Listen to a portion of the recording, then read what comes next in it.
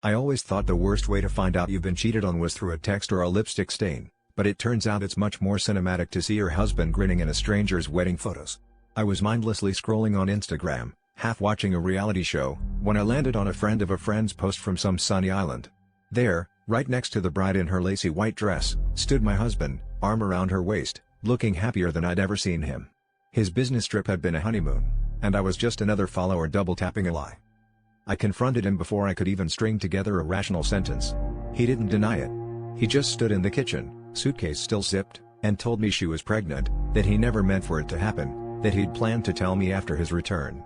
He said he'd been split in two for months, torn between the woman he'd built a life with and the woman who made him feel alive. I screamed until my throat burned, threw a glass against the wall, not caring that the neighbors might call the cops again. For days, I couldn't eat or sleep.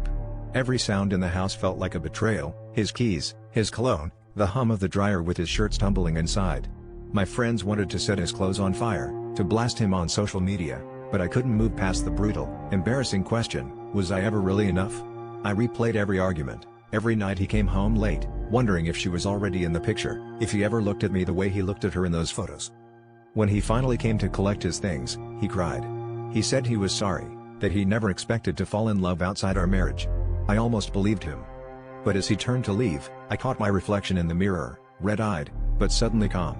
The twist that gutted me most wasn't his betrayal, it was realizing that, deep down, I'd seen the end coming for a long time, but stayed because I was more afraid of being alone than being lied to.